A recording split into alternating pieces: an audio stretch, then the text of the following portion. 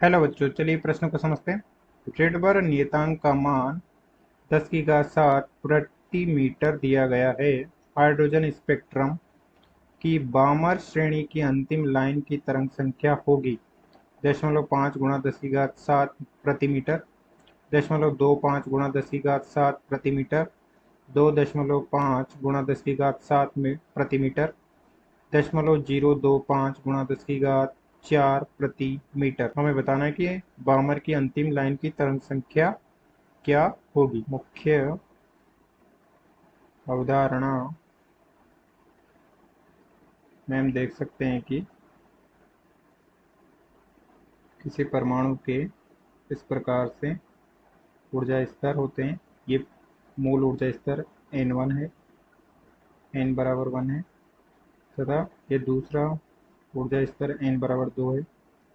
इसी प्रकार से तीसरा ऊर्जा स्तर n बराबर 3 और इसी प्रकार से चौथा ऊर्जा स्तर n बराबर 3,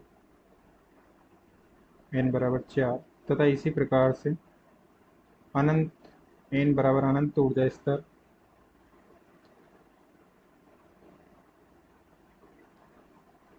जब किसी ऊर्जा स्तर से n बराबर 2 ऊर्जा स्तर में इलेक्ट्रॉन का संक्रमण होता है तो उत्सर्जित विकिरण का स्पेक्ट्रमी पर बामर श्रेणी को प्रदर्शित करता है। इस प्रकार से किसी भी ऊर्जा स्तर से इलेक्ट्रॉन का संक्रमण जब n बराबर 2 ऊर्जा स्तर में होता है तो वो स्पेक्ट्रम पर बामर श्रेणी को प्रदर्शित करता है। बामर श्रेणी, यह बामर श्रेणी की प्रथम रेखा है तथा अनंत से जब किसी इलेक्ट्रॉन का संक्रमण n बराबर 2 में होता है तो वह बामर श्रेणी की अंतिम रेखा है। इसके लिए n1 बराबर 2 तथा n2 बराबर अनंत होता है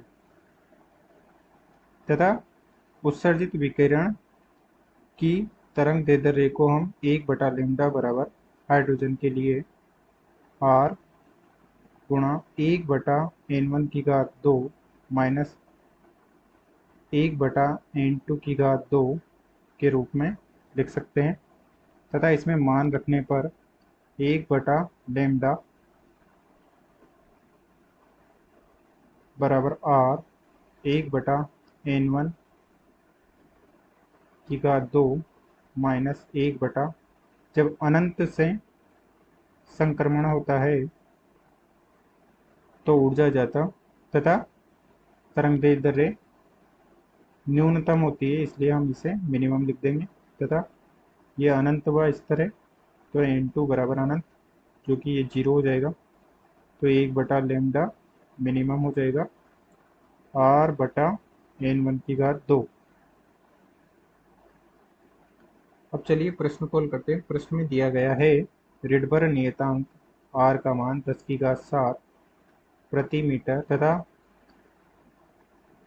अंतिम रेखा के लिए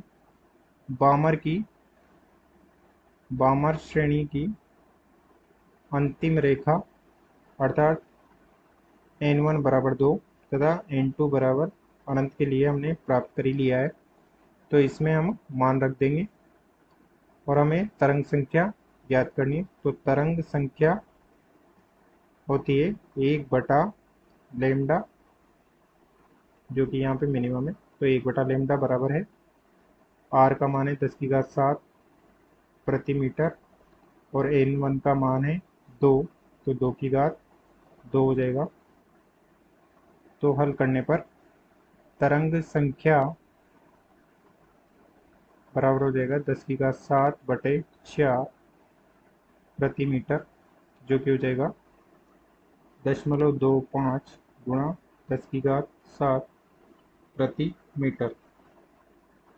अतः दिए गए प्रश्न का सही उत्तर विकल्प बी 0.25 गुणा 10 की घात 7 प्रति मीटर है। आशा करते हैं आपको समझ में आया होगा। धन्यवाद।